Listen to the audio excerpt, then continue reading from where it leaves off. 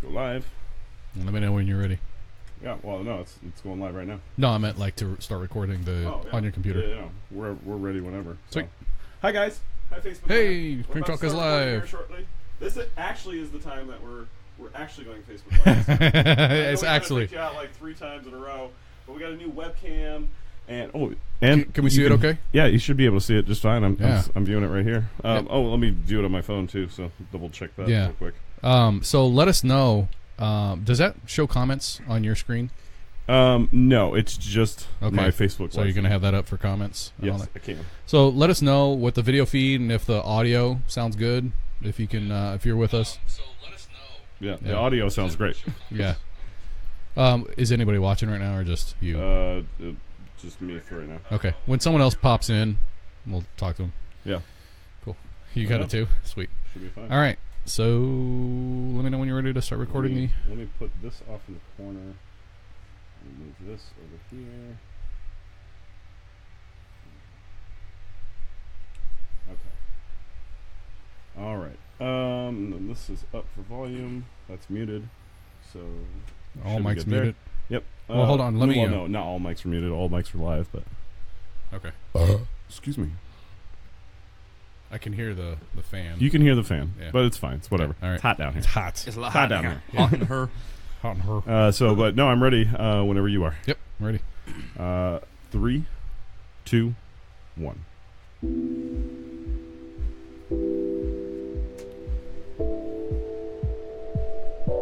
This is Drink Talk, where we try to solve the world's problems one drink at a time.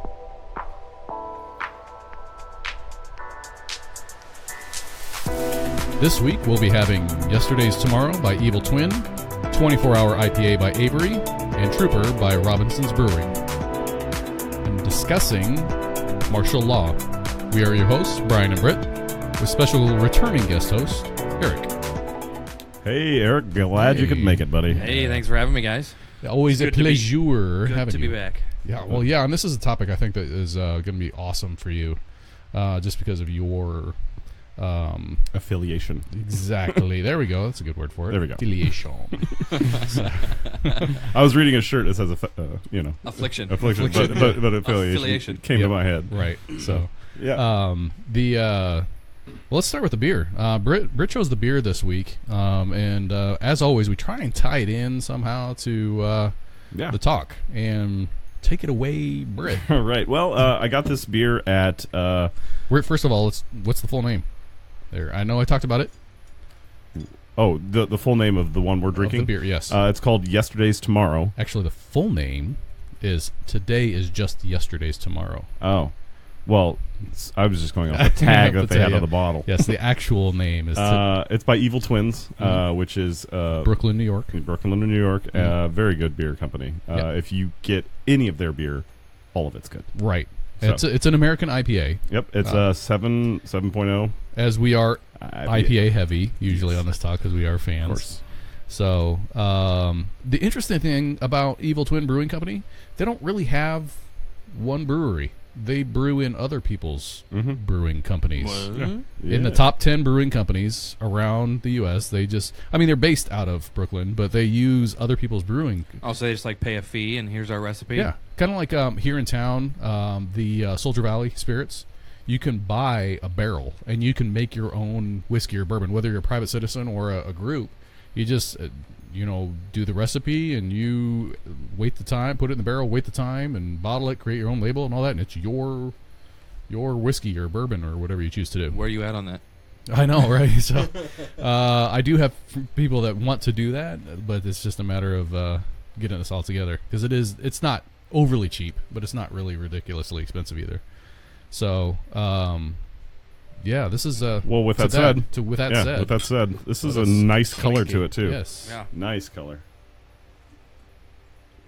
It's very like when I put my nose fruit. I smelled like it was like a fruity, like a grapefruit. Citrus. Almost. It's really citrusy. It is. It is. It even looks that way. And kind of a dry.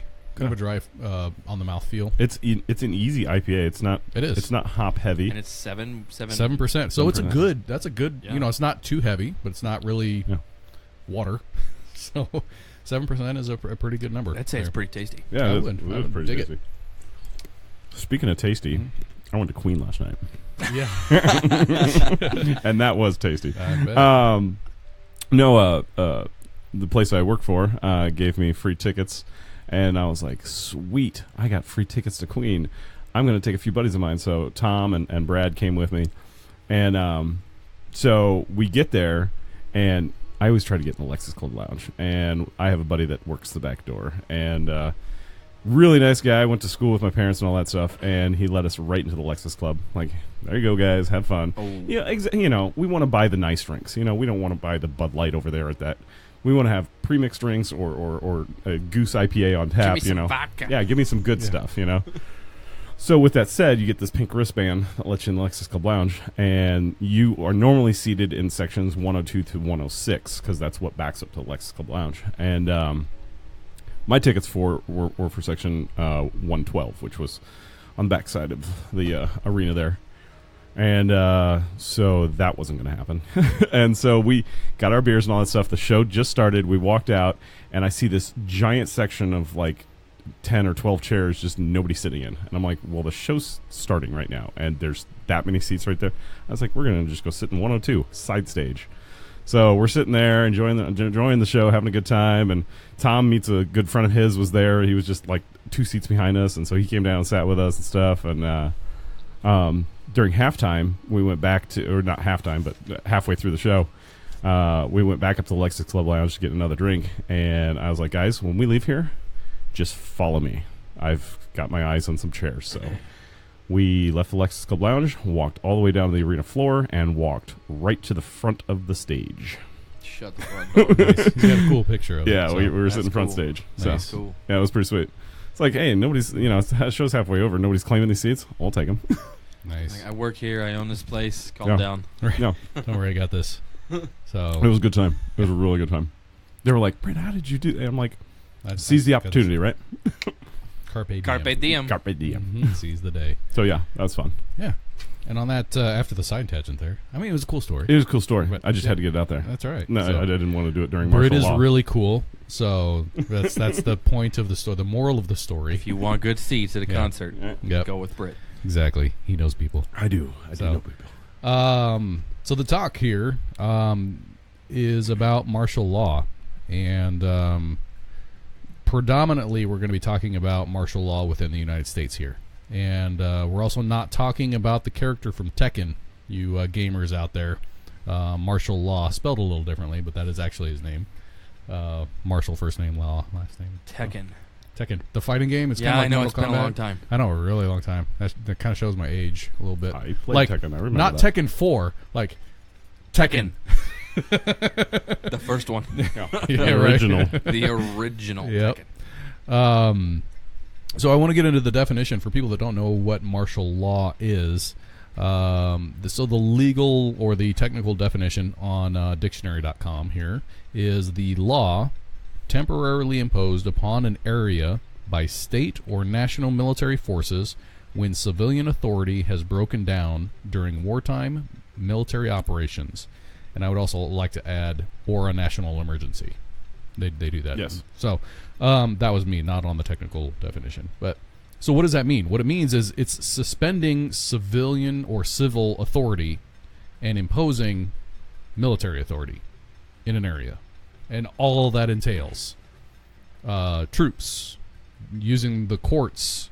And we're going on like the full-on technical definition of martial law. It suspends habeas corpus, and which is Latin for "I am a body," but it's what it really means is a person cannot be held by the government without just reason. Who's in charge? The military. Yeah, the Yeah. military commander. Military is in charge. Of everything. Everything. Mm-hmm. Of they're the police, they're the courts, they're the legislature by the technical definition. Now they have been used, in the past for smaller things like just securing an area or just civil unrest and all that. But like by the technical definition, martial law is they control everything. We're taking over. Pretty much, right? Yeah, and I don't want to confuse this with a police state. Right. I do want to get into that later in the talk, but it is not a police state. This is military coming in, taking over the show. So, you guys have anything to add on that one? I don't want to be the only one talking. Not really on that. Okay. I mean, all right. It's a pretty basic. It was a definition of what we're about to talk about here. Yeah. So, who can declare martial law? The president. Yes, but really, because in the United States, martial law, the technical definition, is actually tied very closely to habeas corpus. Again, that's kind of I like that word. Habeas corpus. Yes, yeah. It's basically like you can, like if you are unjustly in prison, you can petition the courts and say, "Hey, these cops arrested me for no reason," and the courts will take over and say, "Hear your case," basically, and decide. You know, it's kind of like the checks and balances. Was it just or unjust? Exactly. So, but because it's tied to habeas corpus, the only people that can really suspend habeas corpus are Congress. So Congress can declare martial law. Now the president can do it, kind of like war. Like the president can do troop movement. He can send troops without the permission of Congress. But the actual act of declaring war, that has to come from Congress. Same thing applies here. The president can enact martial law, but when it comes to actually becoming martial law, Congress has a choice. After the president enacts it, Congress can either do nothing, which basically is them just saying, okay, good, or they can agree to it, or the third option is to disagree with it. Then that goes to, it's kind of a power struggle between Congress and the president, and that goes to the judicial branch, and they have to decide on whether it's just or not to do martial law.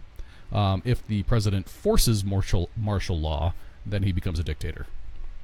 Yes. Which we have seen throughout history across the planet. Mm-hmm. So that's kind of okay. No, the definitions. I like it. Good.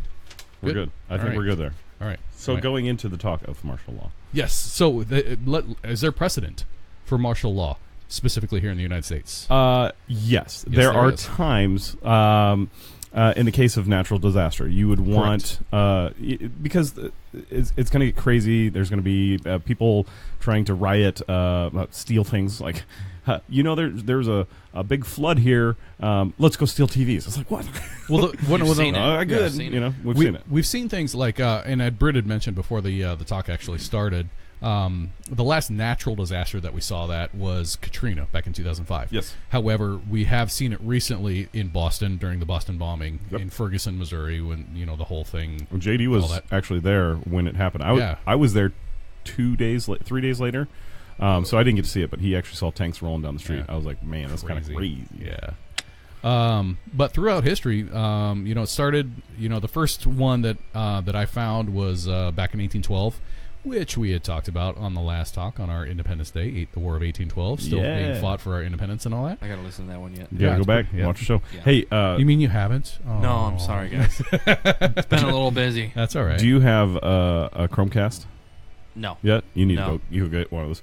So I can take my Facebook Live feed and or a pre-done Facebook Live, and I can bounce it to my TV. I'm getting the Amazon and watch Fire it on my Stick. TV. I'm getting the Amazon. I think you can do the same thing with the Fire Stick. Yep.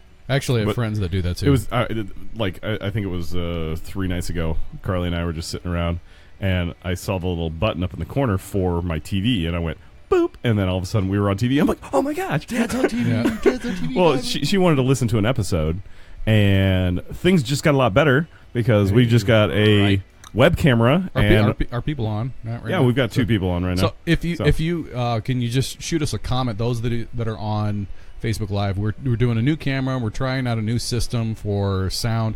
If you can just shoot us a quick little message, like a thumbs up, like hey, looks good, or if there's any issues or anything that you're seeing with this, please let us know because we can't always know what's going on. Yeah, exactly. We've got headphones going on, and yeah, we want to know. Just shoot us a quick message, thumbs up, or whatever.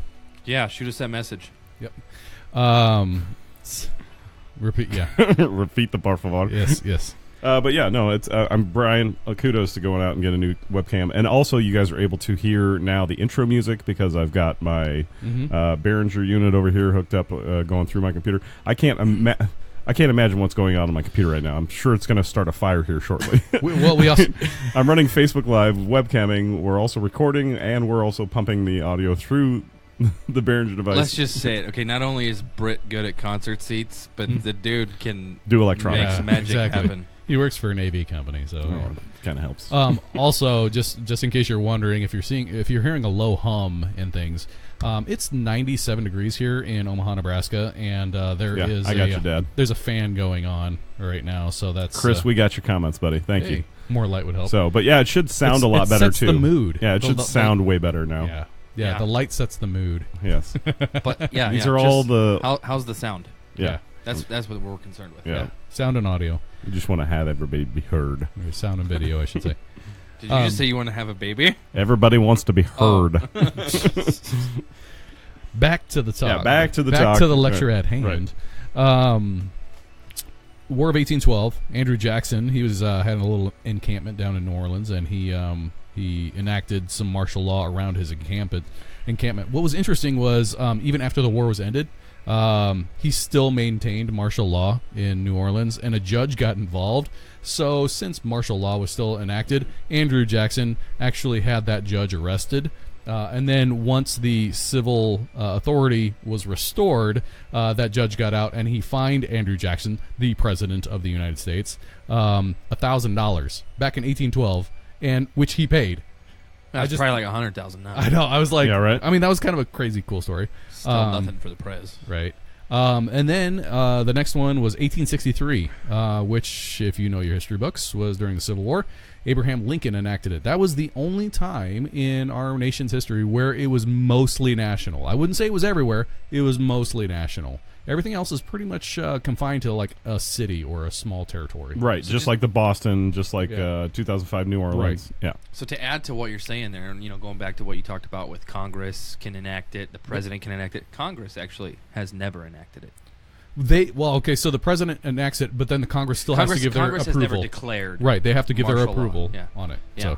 So, then after that, some smaller ones. 1892, Idaho, because of a mine explosion, they just needed to maintain order.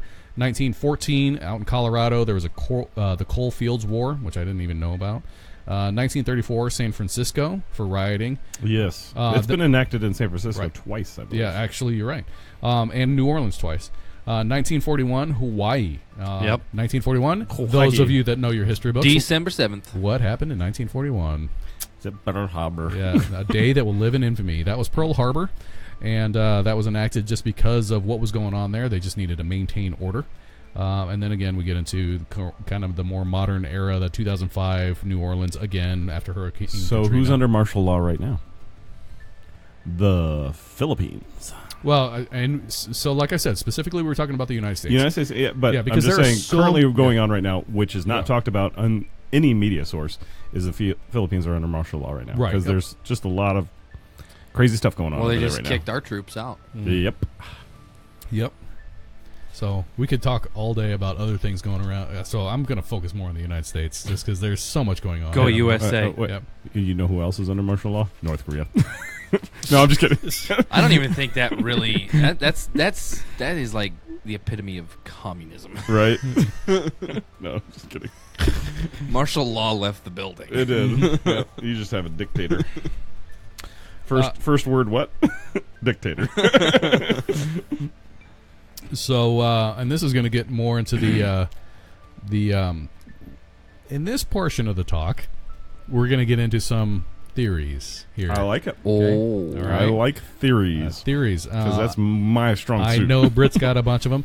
Now, I got a couple. The reason I like this talk and the reason I do want to talk about this is because some of these theories are plausible. So I really want to get the information out here. So why should we be concerned about martial law? Well, there is some pretty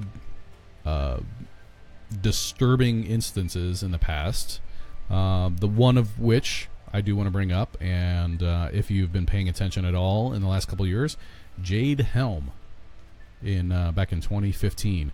That was from July to September of 2015, so the summer of 2015. It covered 7 states. It covered California, Nevada, Utah, Colorado, Arizona, New Mexico, and Texas.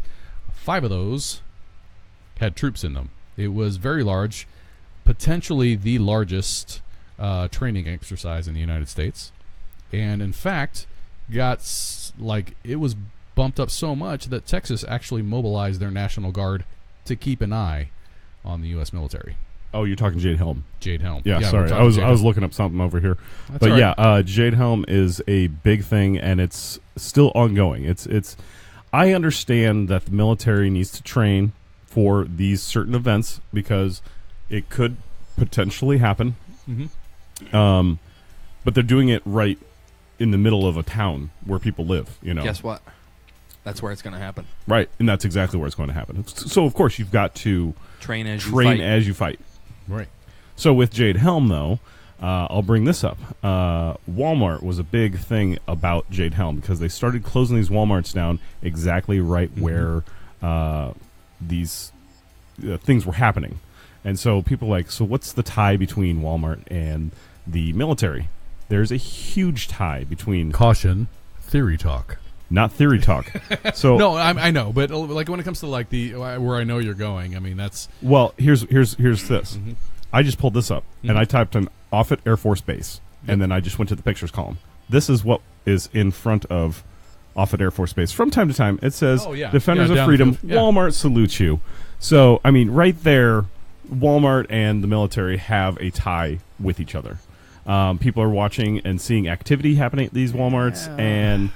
I don't think that's a smoking gun. To me, that's just Walmart being a patriotic company. That's all I was gonna. That's all I was gonna offer is, what if Walmart truly supports America and her troops? Oh, I totally agree. They do. They have more money than God. But they are doing. So, I'm watching these channels, and Dabu77 is one I like to watch, and he released a video where they've put barbed wire on the outside on the top of one of these. 2 rows of the bundle barbed wire on top of one of these Walmarts. It's like, what's that for? I have no idea what's that for. The huge areas, all the air conditioning units up there. Oh yeah. People. You don't want people to steal that. It's not even an open Walmart. I'm playing devil's advocate here because right, me too. I love because the thing about the whole Walmart theory is, well, there's a lot you could talk about. I know where you're going. You know where I'm going. Hold on a second. You know where I'm going. There's a lot you could talk about, but what has been proven about that though? That's my thing. Right. Should I show this to the people? Well, it's going to be backwards, isn't it? It'll be backwards, but people will see it. Yeah. So Britt's got a little sign there that says, for those that are not on the Facebook Live, he's got a sign. So it's Wal-Mart. Yeah, Walmart. And then Mart dash law. Because if you turn wall backwards, it's law. Walmart. Martial law. I mean, it's right. It's written in plain sight right there. You just change a few letters around. Yeah. Well, because I remember hearing stories about the hotels they were building next to these Walmarts. Or the tunnels underneath. That were supposed to be FEMA camps and everything like that. Well, and like the one out by us, they built 2 new hotels right next to it. I mean, it was all... I've never seen it bear any fruit. That's the problem I have with it. I'm not saying it's. I'm not trying to discredit it, but I just haven't seen it bear much fruit. No, not yet. But they are perfect places for holding a lot of things. Yeah. There's also another theory out there that all of these Walmarts are connected by underground tunnels. Yeah, I mean that's logistically impossible. Well, they do have those machines that can drill under things, and but logistically, yeah, it's. Maybe one or 2 of them. Yeah. And it, like on the coastline, they've got interconnecting tunnels for trucks to drive into and stay off of busy streets. And I get that on the coast, but more in from the coast. I don't know. That's a lot of drilling to just get from one place to the next. Not that they couldn't do it, And I don't know why they'd want to interconnect them, but. There's a lot of videos that you can find on YouTube if you look up Walmart tunnels. Yeah. Whether you, we did a whole section on fake news. So whether you believe just those type or in not, martial law and Walmart, and you'll get there's a whole bazillion videos right there too. Absolutely. So there's some other things that I wanted to get into. So there's this document, and thank you, Erik, for telling me what the nomenclature means. So the FM 3-39.40. Is that an Army FM? It is Army FM. That is stands for Field Manual. Field Manual. Thank you. So this is an actual field manual put out by the U.S. Army. It is entitled Interment and Resettlement Operations. Now, one would look at this and think, well, this happened. We did that with the Japanese back in World War II. This document, this field manual, actually came out in February of 2010. Are you sure that's not the superseded version? I am not sure. I've got it pulled up here. If you looked at it, would you know? The Army continually updates these field manuals. So, that's the field live scenario. You always got to be changing things, you can actually, if you do a Google search for it, it's just FM space 3-39.40, and you can do a Google search for it, and you can find it. It's you can find everything on Google. I know. They know everything. They know everything. So while Erik peruses that, I think it might be time for a break. How are we doing on the? I'll get back to you on that one. Yeah. Let's. Should we move on to the next one? I think we need to take a break since we're getting into some heavy topics here. Yeah. What's the next one, Britt? This is called 24 Imperial IPA. It's by Avery Brewing Company. It is a 9.7 alcohol. Woo! Yeah, this is going to be a tough Yikes. one. But Avery, they've got a lot of good brews out there. I anything from Avery, I'll enjoy. Side note, really quick, if you don't mind. No, you're good. I was thinking of it on the way over here. I'm like, you guys have a few returning guest hosts. We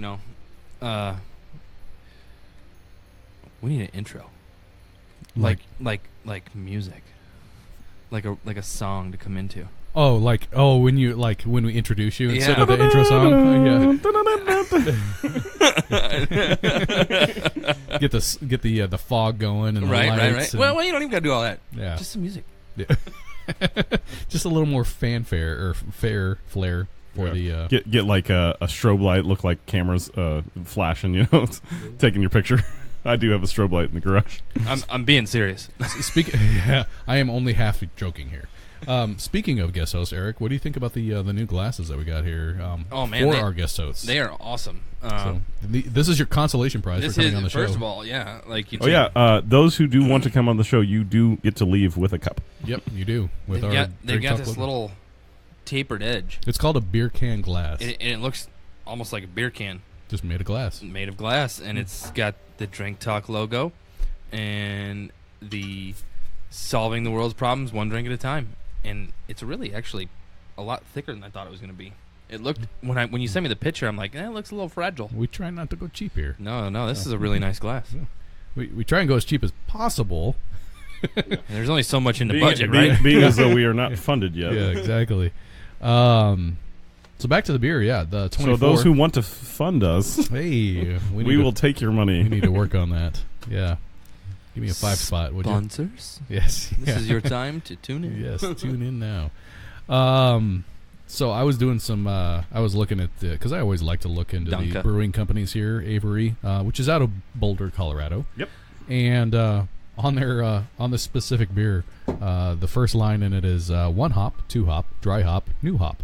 Nice. So, yeah, it's, I haven't tried it. Is it made with green eggs and ham? Yeah. Did you know Dr. Seuss, that was a bet?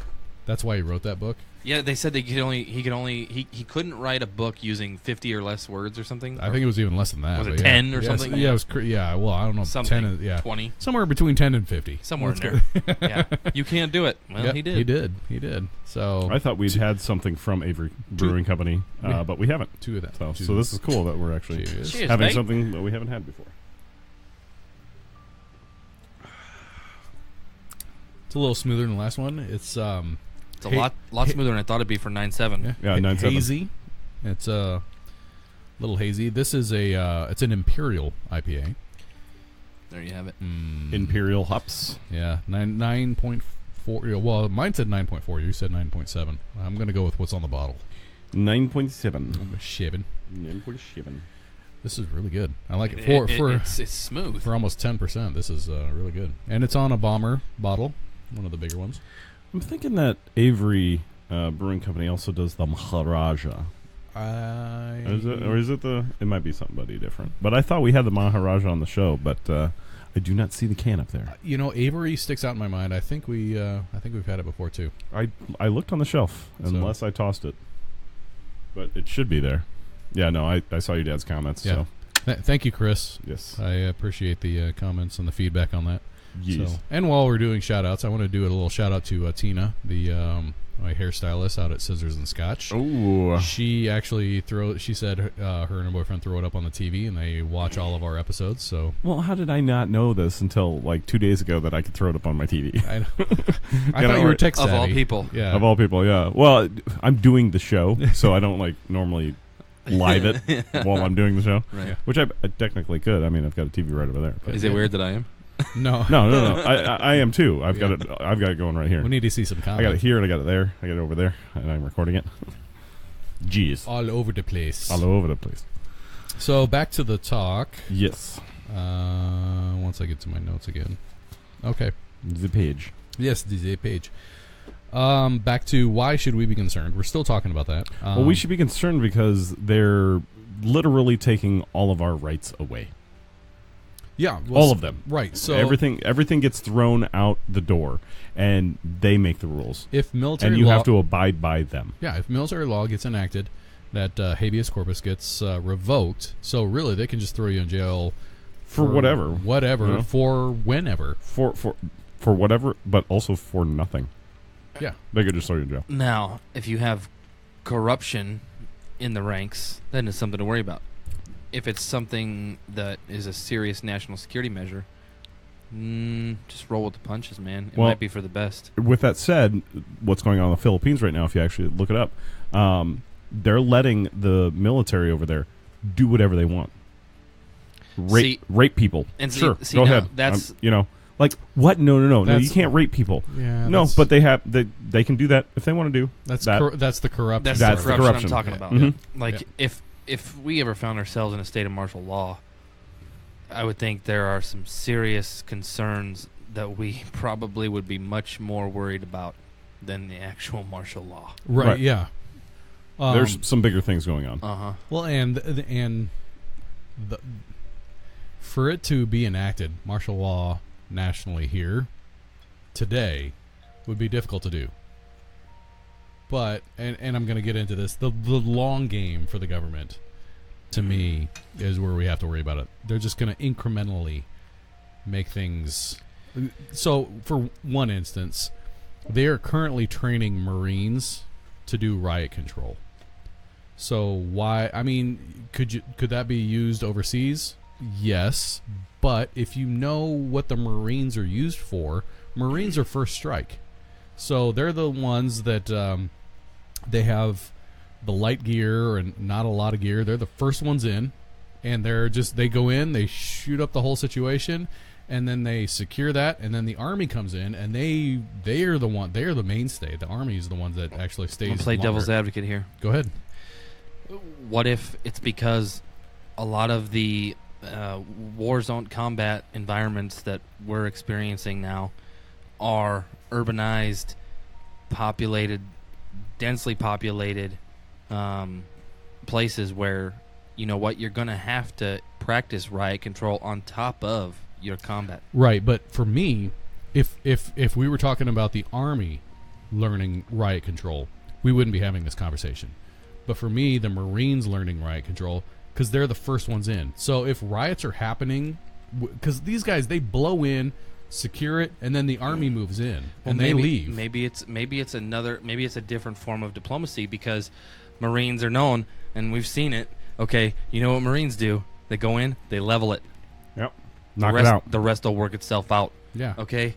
Well, maybe they don't want to just go in and level it. Maybe they want to go in. Okay, it's the middle of a riot. Okay, we need to go in. We need to target a specific group that's actually a threat. But we have this riot here. ISIS. I'm sorry. Well, exactly, because ISIS embeds themselves in these urban environments, these densely populated where they're in the middle of everything else, and you don't know. So maybe I'm just saying. It's a fair point. It's a fair point. To weed out the threat, you have to practice an escalation of force, and part of that now is riot control.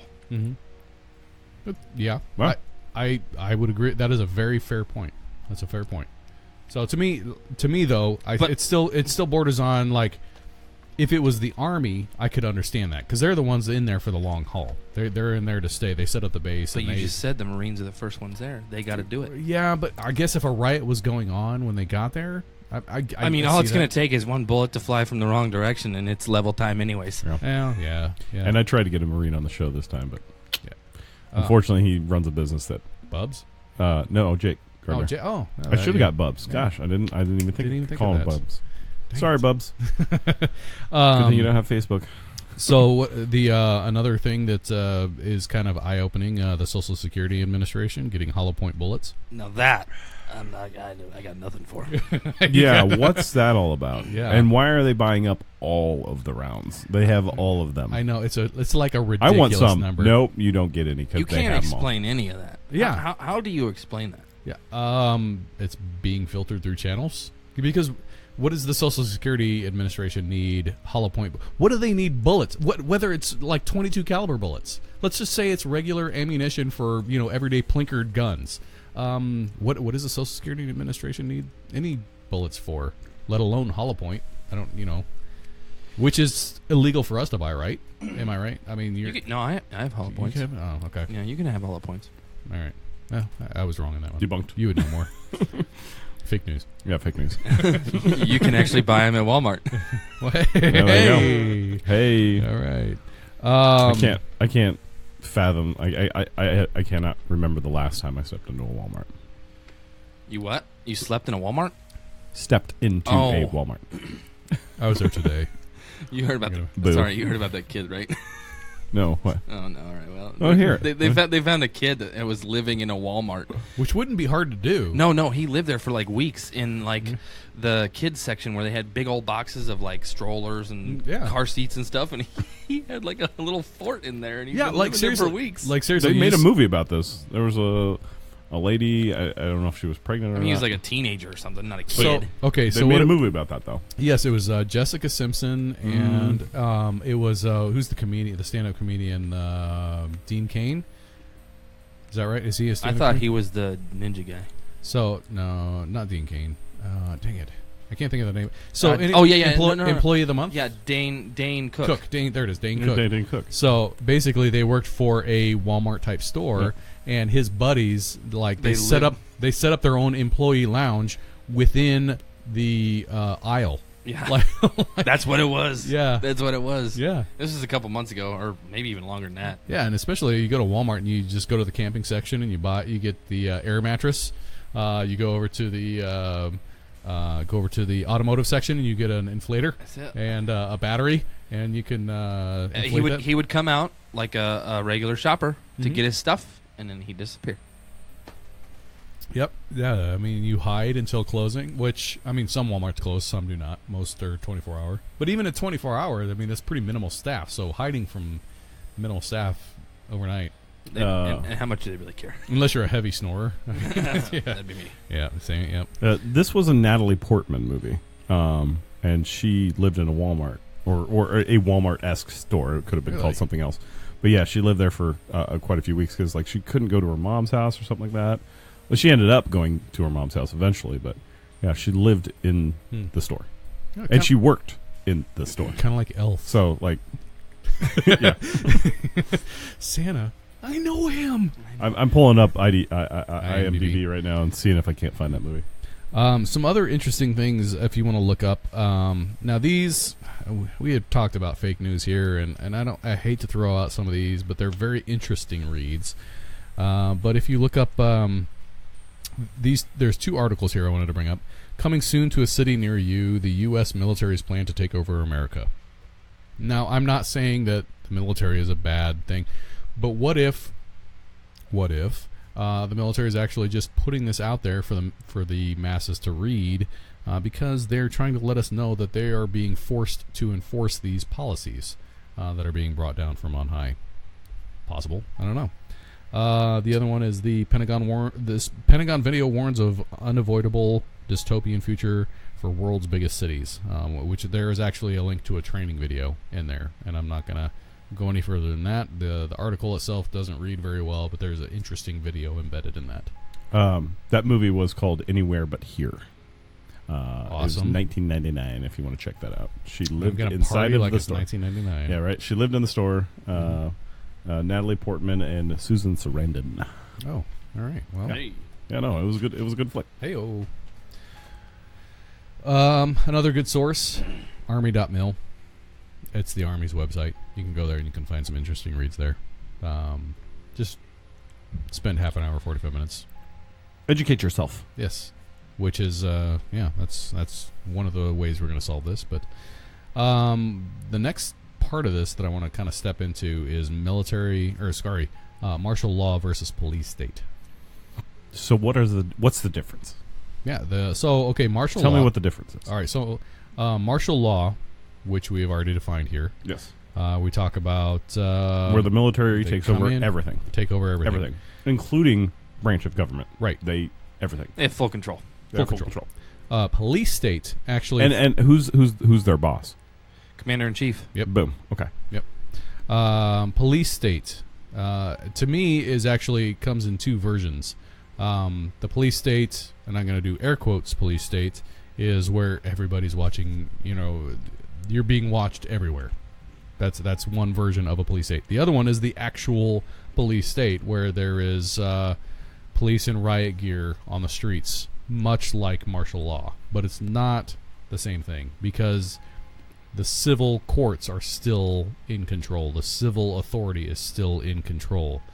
Police work for the civil authority. So there is a difference. A totalitarian state controlled by a political police force that secretly supervises the citizens' activities. Okay, so that's kind of a both and of what I talked about. So there's police states, air quotes, where everybody is being monitored, and then the police are always there, but still under civil authority, not military authority. So that's the biggest difference right there. Now, and when you go, everyone's being monitored. It makes me think of outside the hive. There's a streetlight, and on that streetlight is now a new box that has probably a microphone, a window, or a microphone on it of sorts. So what that probably is, more than likely, is probably one of the shot microphones. Shot mics, yep. For the police. The shot finder. Yep. They're crazy, dude. Mm-hmm. If you fire a handgun or a rifle or any sort of firearm, they can tell you where in the city it is. It can triangulate the origin. Yeah, they use directional microphones for that. That's neat. Yep. Different. And they can get that in live, real time. Well, and just I mean, he's 12th and Harney. I would say 11th and Harney around the corner. There used to be that Denim and Dynam's place, and they used to have gunfire a lot. So it might have been installed because of that. Those are fairly new, and they're pretty popular right now. They're going up. Something else those microphones could be used for, and this is a little theory-is, is just recording conversations around the... Well, they could. Yep. They could. I mean, it's a microphone. Microphone's a microphone, yeah, right? It's always on. It's always hot. Who's tapping into that microphone, right? And who has access if they want it? Exactly. It's over an IP address. I would pretty much say if martial law is declared, then anybody's listening. Whoever wants to hear it. Yeah. NSA... Probably for sure. I mean, there's probably a dedicated server for that. What's one server? Sure. What's one server among many dedicated to that? Something that we're seeing here, and I don't want to. I'm going to put it out there, and then I'm going to explain my thought process on it a little bit. So put it out there, Brian. We're seeing the militarization of the police force. Yes, because they're getting all the hand-me-downs from. They are now. Here's my thought process on that. If you look at police over the years, they started out, you got the Barney Fife, that might have a nightstick and he's some pepper spray. Right, he's the local guy and he knows you, and if you're just trying to make it home, he'll talk to you and be like, you can't be doing this. Then they evolved and people started getting zip guns, and so they had to carry a revolver, and now they're carrying... actually, as we were growing up, they got into more of the semi-automatics, And now they're starting to see a little more heavy. Like hand grenades and things. No, I'm just kidding. I'm just kidding. Smoke grenades. Smoke grenades, yeah. Tear gas, you know. So yes. So yes. Yeah. But by the way, thanks for the pretzels. Oh yeah. And the cheese is amazing. I'm telling you, pretzels and cheese is the best. Pretzels and cheese. It'd be nice if it was a little more heat on the con queso. I didn't want to. Last time I brought heat, it was a little too much. I like a little. You brought that heat. I like a little guatemalaness. Oh, you the last time you were on the show. Peanuts. Oh, those were good. Mm-hmm. Those were good. Yep. So for the militarization of the police, you know, with the MRAPs, I get it because they're troop transport. Mm-hmm. That's what they are. I mean, here's how I look at it, man. I'm gonna help you out. If you want your police to protect you, give them the best that there is. The tools. I am a firm believer of it's better to have a tool and not need it than need it and not have it. And I mean, look at what they're facing now. You know, absolutely these active shooter scenarios and stuff like that. They're all new scenarios, all new. It's a new ball game for the police. Think of what you can buy as a regular civilian for a gun.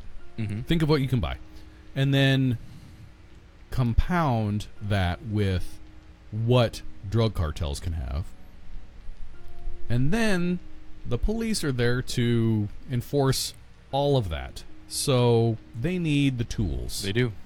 Now, in small rural town, maybe not, but maybe it just in big cities probably. Yeah. Well, it depends. I mean, if you were a drug, the military is starting, or the police force is starting to look a lot more like the military. Right now, when it comes to like, I'm okay with that. Which is fine. You know, you need beefier bulletproof vests. You need tactical things to hang stuff on. You're starting to look like a military man. That's fine. That's totally fine. You're using the tools that you have or get to your benefit, and that's fine. I like when the media just they are all over the police when they get like the assault rifles. I'm like, the whole reason that assault rifles came to be was because of urban warfare. And what do the police do? Well, all urban warfare. All. I mean, unless you're a rural sheriff, it's pretty much all urban warfare. So, part of that I get. I don't want my police. I don't want my law enforcement officers who are sworn to protect and defend me to go into a gunfight with a knife.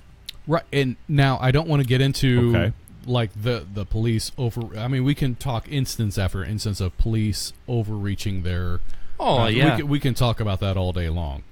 What we're specifically talking about is just arming the police.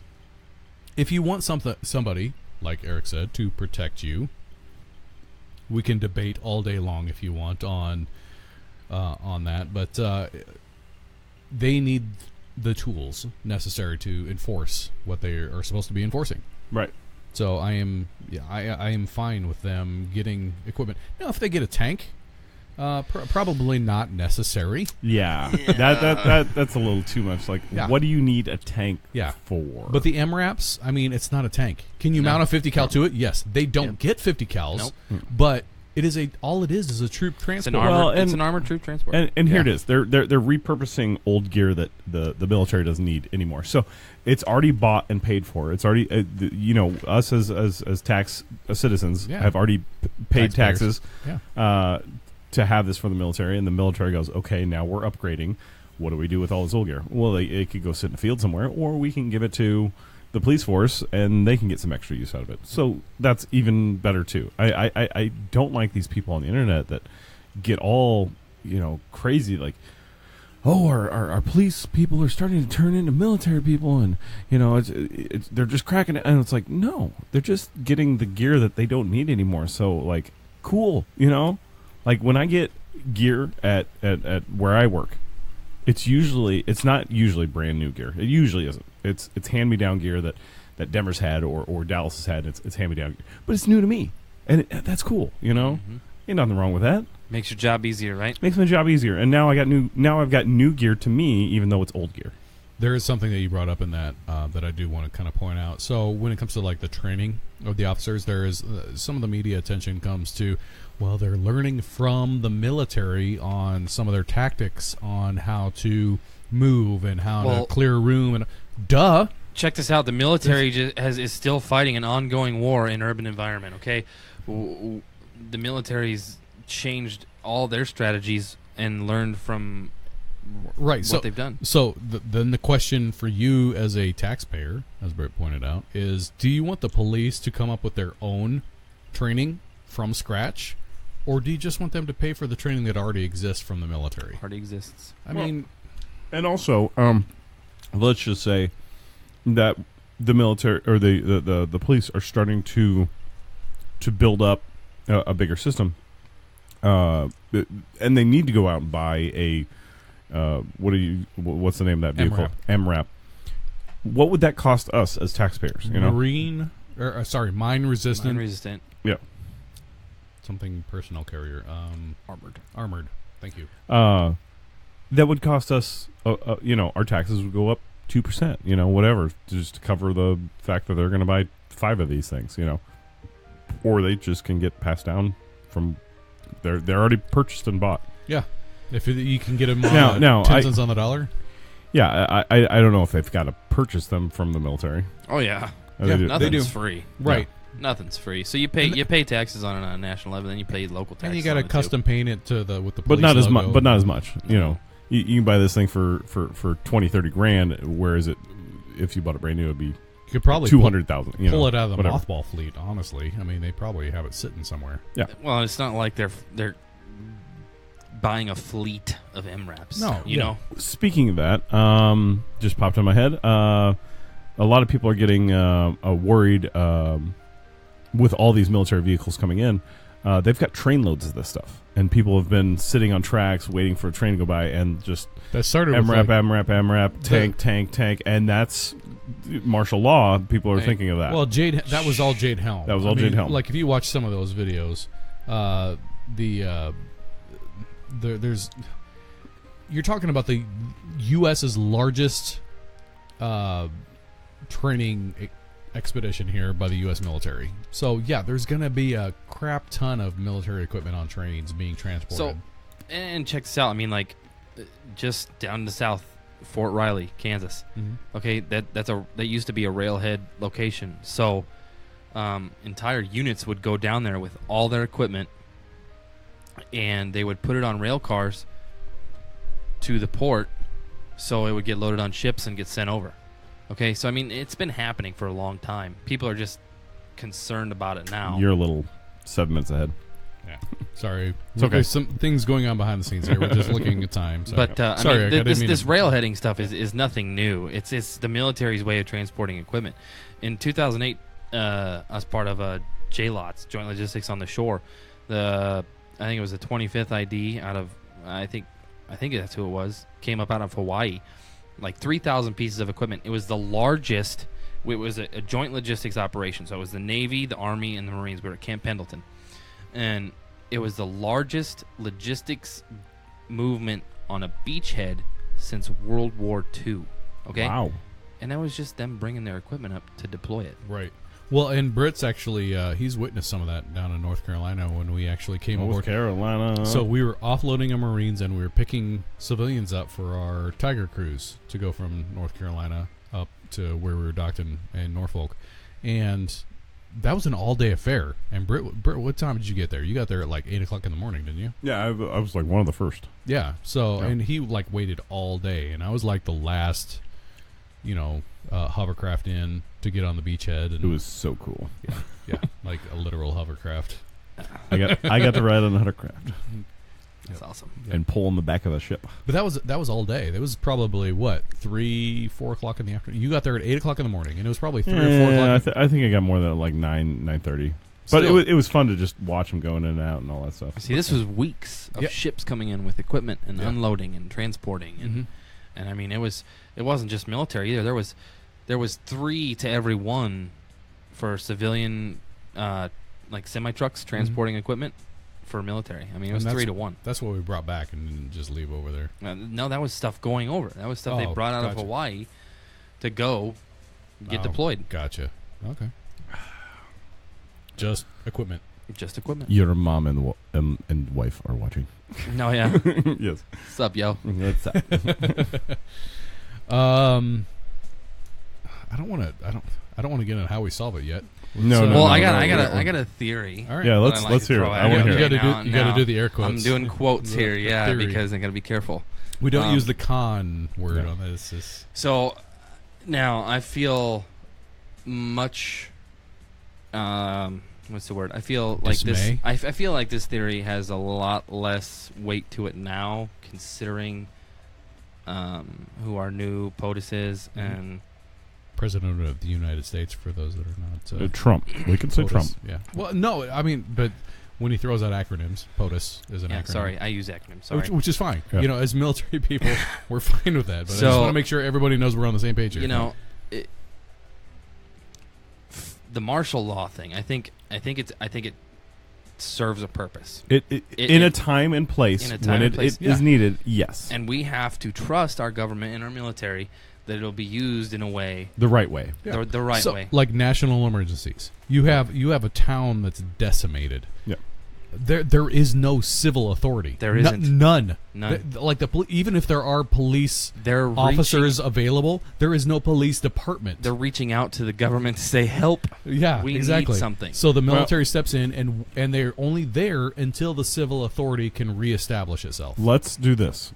Boston was the last time they used it here in the United States. And it was just for 2 days. It was, and it was just the city of Boston. It wasn't the whole entire nation.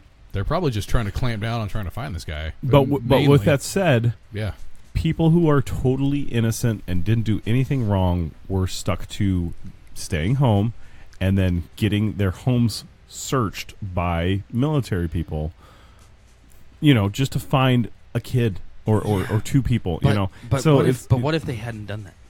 Yeah. What if this guy escaped? What if they hadn't done that? What if this guy just went into your house and said, "Hey, you're gonna shut the F up, and you're gonna board me here while I figure out my next move, and I'm gonna go do this and I'm gonna go do that." Oh, they ended up finding him in a boat. Yeah. I know. He. But I'm saying, like, on the flip side of that, I see where Britt's coming from. On the flip side of that, how much civil liberties are you willing to give up? Yeah, incrementally. Because this guy did something wrong. All of my rights are getting taken away, and you are. I have to say, okay, you can come into my house, even though I didn't do anything wrong. You're more than welcome to come into my house and search everything. You know, so who are you pissed at, though? The military or the guy who did it? Okay, so yes, there you go. Exactly. But okay, so for a perfect example, and one that we're all fairly familiar with, the airlines. Okay. Remember when families could take you down to the gate? They could walk with you down to the gate, and remember when you could smoke on planes? Not that I'm a smoker. No, I don't remember that. No, I don't remember that either. Though when I was in the military, like, our chairs actually had ashtrays in the armrests. Right. Anyway, where are you going, Brian? So for the airline industry, if you remember a time, and this was not very long ago. This was in my lifetime. You could walk. Your family could walk you down to the gate. You could, and this is Omaha, not L.A. We'll say that anywhere. I mean, anywhere in our lifetime. This was anywhere. You could check in at the gate. There was no security that you had to go to. No, I mean, you might have had to walk through a metal detector, but that was about it. But now there is. But why? Right. So, but why? Because we're used to that now. But no. Because 9/11. No. Okay. Go back to why. Why do we have to take those security measures? Because something happened. Because some a-hole decided that he would. It's like signs. If you see a sign, just in the back of my mind thinking that same thing. If you see a sign that says something, you're like, well, duh, that's stupid. Who would do that? Yeah, but somebody did. Somebody did that. That's why there's a sign there. Somebody did it. Yeah, because the shoe bomber. In order to protect the masses, the measures had to be employed where you gave up a little bit for your security. And that's where I am at with the government is in it for the long game. So if they can incrementally strip the rights away. Now, I'm not saying what we have now is a bad thing. I have to make sure when I go to the airlines, I have to make sure what shoes I'm wearing. I want some slip-off shoes. You don't want tie shoes when you go to the airport because it's stupid. I mean, you have to take them off anyway. So there are some things that you have to I buy U.S., I don't buy Thai. Yeah. They're employing a lot of new biometrics, too. Yeah, I just read an article. Some of the airlines now, they're doing a proof of concept in Denver and somewhere else. But it's thumbprint, fingerprint, biometrics. Probably. Well, so like a Phoenix quick is scan. actually Phoenix is actually one of the airports that actually has a lot of the cutting edge technology in it. Some of these stuff. If you remember the movie Total Recall, when they were walking through that tunnel, and it was like 2 weeks. 2 weeks. Yeah. So remember when they were walking through the tunnel, and there was like the skeletons walking through the tunnel. I know. Get your to Mars. 2 weeks. 2 weeks. Yeah. So there was this tunnel, and you walk through it, and it was just basically it was like animated skeletons walking through this tunnel, and you could see everything. You could, if they had like a weapon on them, it was like highlighted in red. Like that's a thing. Like we can do that today, and they have it like at the Phoenix airport. For some reason, Phoenix is like the test ground for new equipment. So I'm going to circle back to my theory here real quick. Okay. Sorry. No. That's okay. That's okay. You boys need to drink up because we're on this next one. All right. So like, the question becomes for the military, if martial law is declared, and you think it's in the wrong, which side do you fall on? See, that's the thing. I think that I always go back to that. The government is in it for the long game. They're not going to throw this on to the military. They're not going to throw this on to the public. It's going to be an incremental step. It's going to be, well, today there's the police force, and it's just the police force. Don't worry about it. And there's the military, and they're overseas. You don't need to worry about it. And they're not going to be here. And then tomorrow it's, well, now we've got police that have assault rifles and armored troop carriers and blah blah blah, and we have the military that are being trained for like I said, the Marines being trained for riot police and all that. Does it mean that it's for here? Probably not. I'm assuming it's for over there, but that's just today. Tomorrow, who knows? The next step is, well, now we've got Marines just in the city. Why? Well, I mean, it's condition red. I mean, we're at a high threat level for There's Marines terrorists. in the city right now. There's a Marine Reserve base down 30th Street. There is, but they're not like patrolling the streets in their Humvees. But you see what I'm saying with the last POTUS, last president. Thank you for clarifying. I could see things building up. Okay, this was my own. You and I have had talks about this. Yes, we have. Yes, we have. And this was just an objective point of view I had on things. It does not necessarily mean what I think. Okay, and I'm still. You don't do what you do. You think what you think. Should we play this scenario out? Let's say next weekend. Martial laws enacted across the United States. Let's go back. Let's go back because this is where my theory has changed. Okay. All right. Going back to like the Missouri place. What was it? Ferguson. Ferguson. Thank you. Right there in front of Brad. So going back to Ferguson, everything that was going on there, and I could see where, local law enforcement, they were losing control. They were very quickly. They had basically lost control. They were rioting in the streets. Okay, so you call in the military. National Guard. Yep, the National Guard. First step is police. First step is National Guard. National Guard is a state measure. First step is police. First step is police, and then the state has to ask for National Guard. Right. Because it's the state's National Guard. The National Guard does not belong to the federal government. Right. It belongs to the state. It's actually state militia. That's what National Guard is. Yeah. That's the emblem. So, then you have the Army Reserve or the Marine Reserve, whatever. Then you get into active duty. So, sorry, I thought this was pretty good. That's It's like the news. We're building up. We're building up. So, they've lost control. You bring in the military. Well, it's now the military is there just to keep the peace, okay?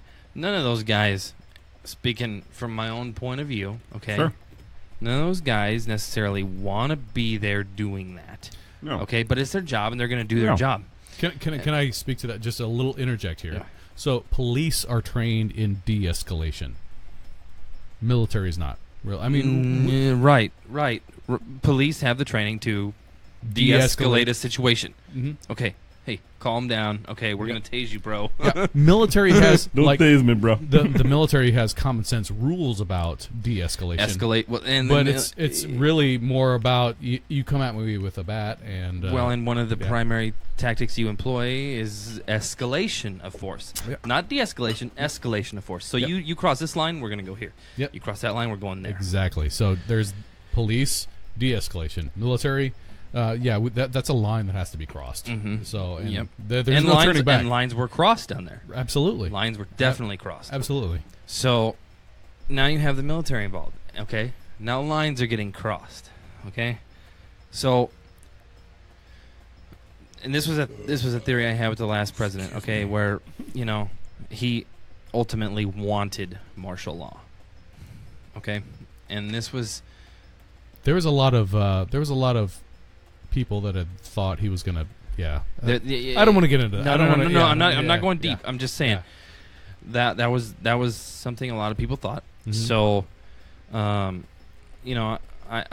played it out in my head, and I'm like, okay, local law enforcement loses control. Here comes the military. All right, now what? Well, the military's there. What happens if these people I'm not going to say the town anymore, but let's just say these people in this situation. Any town, USA. Fire on the military. What happens? What happens? Which hasn't happened yet. Because they fired on the police. They're going to respond. They did do that. Yeah. But they didn't fire on the military. Okay, so what happens if they do? Yeah. Okay, so if you fire on police, you know how they respond. Mm-hmm. And okay, now you fire on military. Call for more backup. You're gonna have your own escalation of force. You're gonna have your own SOPs. Mm-hmm. They're gonna be situationally dictated. Yep. So you're gonna have bounds and lines to stay within. So in the military, one of the rules is you shall not fire until fired upon. It just depends, man. It depends. I know. I agree. I agree with you. It depends on the situation. It depends on where you're at. Yeah. So, but once that line is crossed, it's ROE, man. Rules of engagement. Exactly. Once you are fired upon, though, it's rules of engagement, and they depend. The rules of engagement at the beginning of Iraq were different than the rules of engagement when I was there. Yeah. See, and I was the one that was like, I mean, you're younger, so I mean, you've got the newer ROEs. And when I first went in, it was the original ROEs, which had to be rewritten when we were over there. Dude, there was. If it looked like a threat, it was a threat. If it walks like a duck, talks like a duck, it's a duck. Yeah, right. And when we initially entered it, it was you're not going to be fired at, or you're not going to fire unless you're fired upon. And that's how it was for us. Okay, so, but things change. Mm-hmm. Situation dictates. So, going back to this whole thing. You follow your ROEs and you follow your escalation of force. All right. Well, your buddy gets shot. Mm-hmm. Yeah. Your buddy gets shot. What do you do? Because you've been there. All right. And I'm gonna call you out on this a little bit. It's all right. You're not there when you're in the moment and you're doing your thing. Mm-hmm. You're not there for anybody else but the guy next to you. Absolutely. I agree. Even though you are governed by the no one's here. It's me and my buddy and those guys. When the fan that's all that's here. When the manure hits the ventilator. When the fan comes in and the fecal matter starts to splatter. Yep. You're in it for the guy next to you. Absolutely. Yes. Absolutely. So if my buddy gets shot, what am I going to do? Haywire on everybody that shot him. I mean, pretty much. Speaking on being by the buddy next to you, our next beer. All right. Are we? Good segue. This is called the Trooper. Yes, this is another. There's some really cool stories about the Trooper. And I want you to bring them up. Maiden. But yeah, it's created by the Iron Maiden, which is kind of funny because they're playing tonight in Lincoln, which it was so weird. My friend Lee on Facebook is actually down there, and he's like, stepped out of my hotel. Got to take pictures with Iron Maiden. Nice. So apparently Iron Maiden stayed at the same hotel he was, and he just snapped a few photos. And I was like, wait a minute, I just bought some beer. It was Iron Maiden beer. And it was kind of cool. It's called Trooper. by Robinsons Brewery. It's a premium British beer. It is a British beer. And this is a very low alcohol content. It's just 4.7. 4.7. Now, this is a golden ale, so we're departing from the IPAs. This is golden ale. It is, now, on the can it says created by Iron Maiden. It is inspired by Iron Maiden. It is actually created by Bruce Dickinson, who is the vocalist for Iron Maiden. Oh, wow. Yeah. So Dickerson and Robinson got together and... Dickinson. Yes. That's what I said. Dickinson and Robinson Brewing Company got together. He helped develop this, actually developed this specific beer. It's from malted barley and wheat. It is a dark... They said it's a golden ale. To me, it's a dark golden ale. It's pretty darn close to an amber. And it comes in these giant cans, which is awesome. So Iron Maiden has a song. It's called "The Trooper." It is, yes, "The Trooper." Took place. Aren't you a DJ? Well, I don't play Iron Maiden. I'm just saying. That's I play pop hits and rap. And, I'm giving you crap, bro. They're still touring. I mean, they were created in 1975. Dude, Barry Manilow tonight, is man. Barry Manilow is still playing. So REO Speedwagon. Queen. Yeah. Barry's last name minus is Manilow. Freddie. Barry's last name is Manilow. His name is Barry Manilow. Speaking of that, Queen with Adam Lambert. So it says that on the bus. It says Queen plus Adam Lambert. I was like, oh, that's a pretty bold statement. I gotta give him mad props. Now he is no Freddie Mercury. No, never. No one's ever gonna fill those shoes Ever. He had a concert on Palladia, and it was Palladia or Palladia. It's Palladia, which is now MTV Live. MTV bought it. Hey. It was his Montreal tour, and he started off with white pants, white shirt, playing the piano, and by the end of the show, he's got short white shorts. And I'm like, it's Freddie Mercury. Do whatever you want. But Adam Lambert did a hell of a job. He and really did those an are big awesome shoes job. to fill. Huge shoes to fill. And he was the winner of American Idol season 2 or 3. I don't even know. Was he really? Yeah. That's where he came from. That's where he came from. Yeah. Okay, yeah. In fact, I can probably look that up and know exactly where that came from. Going back to this Trooper, though, man, this is really good. Yeah, no, we all haven't had a sip yet, but tell me your thoughts. I think it's really smooth.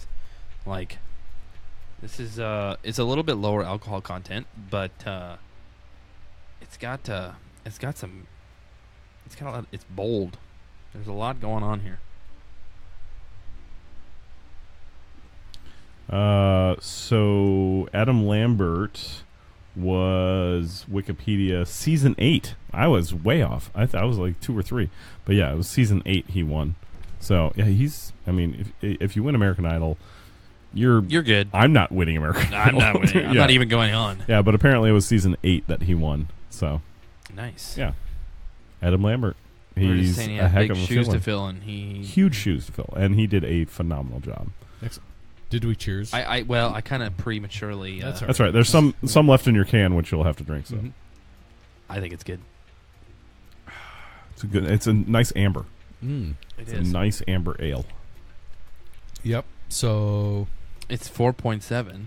Yeah. So I heard the words slightly less or a little lower. Well, I said it's a little lower alcohol content. It's like half. Yeah. It's like half of what we were drinking. Yeah. Which is a good one to end on, Oh, absolutely. You don't want to end on a high note. You want to have your high note in the middle, which we did. Yeah, it's a very British beer. You can taste the Taste the Brits.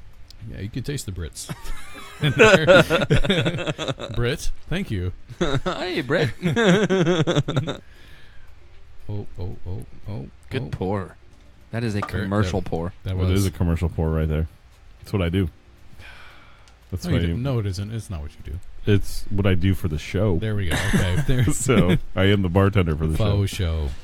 I'm waiting for you to change places with me one of these times. So we'll make that happen. Anyways, let me finish this thing up. Okay, yes. Let me wrap it up. We're still on your theory. So where does your allegiance lie?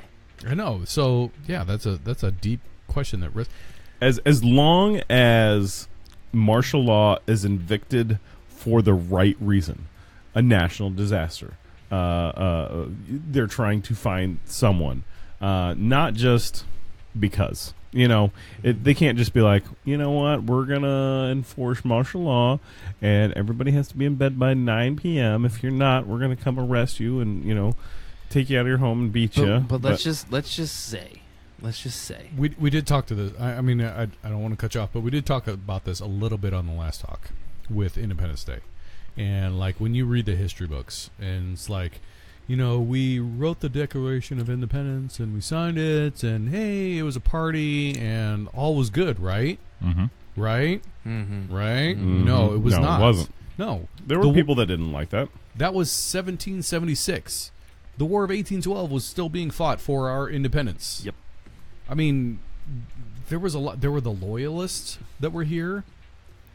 So they were loyal to the king. Not everybody subscribes to the same philosophy. Right. Right. Some people want to say People think differently. The police. Every person the thinks police are differently. always right. Why would you interfere with the police? The military is always right. Why would you want to interfere with the military? The government is always right. They would never lie to you, right? No. Yes. There are those they people. will. And see, I still believe that we have a government that has our best interest at heart, and they are in it for the long haul, like you said before. Mm-hmm. I still believe that if martial law was enacted now, Mm-hmm. it would be for the right reasons. I want to believe that. I want to, like at a base level. Like, I want to believe that, but honestly, I think we're at a point in history where the government is out for themselves individually, not as a whole. Like the people that get into government. That was Here's the the thing. longest sigh I've ever heard in my life. Here's the thing. Well, I think, and this is where martial law kind of draws some lines. Okay, That is a very big line in the sand. you have If they enacted it. you have the military, and you have the government. Okay, guess what happens? Guess what happens if martial law goes into effect tomorrow? Okay, President Trump is your commander in chief, Right. and he says what he says goes. So Okay. pretty Guess- much dictator Mhm. at that point. At that point, okay, however you want to call it, yes. Let's just say a little Congress- less than half of the people in the United States don't like Trump. So Congress doesn't matter at this point, though. Mm-hmm. no. The rest of the government, air quotes, Anything Doesn't that's matter. a civil authority does not matter. Anything that's a civil Now, authority. and I'm gonna go as far as to say is I don't believe that our entire government is not corrupt. Okay, I would agree with that. the entire government is not free of guilt. The machine of government, like you get into it and you can become part of that machine. I'm a but love machine. Just a love machine. I'm a love machine. Love machine. All right. Anyway. Thank you for lightening the mood. Yeah. Right. I was trying to. So, with the government, I think that there are people that get into the government with good intentions, and they can continue those on. But ultimately, most of them just become part of that machine. Oh, Of the government. whether it's I'm by a choice love or machine. by force. Absolutely. Because I'm telling you, and this is something that someone close to you, Mhm. has we've had long talks about this too. He's We fine. all heard you. He's Yeah. he's dead. He's dead. Oh, his father. His father. Yes, your father. Anyway. Yeah. This, He and I have had long talks about this, and you know, he's a pretty smart cookie. I'll give him that. Get it out. where was I going? Collect your thoughts. Where was I I going? don't know. Where was I Find going? your chi. So Talking to pops. Bring it up. if you get into government and you're a good guy, Mm-hmm. you're not gonna last long. No, not at You're all. not- Because you gotta play with the dirty boys. You have do. to. yeah, You gotta play. Otherwise, the they game. don't want you there. They Mhm. and if it doesn't, and if they don't want you there, they'll get you out. Oh yeah. So it's tough. It's tough because kind of. I mean, it's not impossible. it's I mean, not impossible. Look at no. our current president. Dude, could you imagine going back to the whole 1776 Declaration of Independence? I would love to sit in a room with those men Okay, and just wait, hear what they had to say. Now, when you talk about men, Britt, hold on. I need to decide. Don't hold on. Just a minute. I want to comment on what you just said. Sit in a room and listen to what they have to say. I don't want to sit in a room and listen to what they have to say. I want to go to the after party after the signing of the Declaration of Independence and see what they have to say. That's where that's when they'd be telling the truth. But I mean, you get a few beers in them. Okay, they'll be telling the truth. Even if they were telling the truth then, when they were writing that shit. Sorry, when they were writing that. Pause. Repeat. When they were writing that Declaration of Independence, they were forward thinking like nobody's business. Well, and Britt brought up a point. I mean, he wanted to talk about the after party. To me, what I wanted to talk about was the age of these men. Thomas Jefferson was in his 30s when he wrote the Declaration of Independence. Early 30s.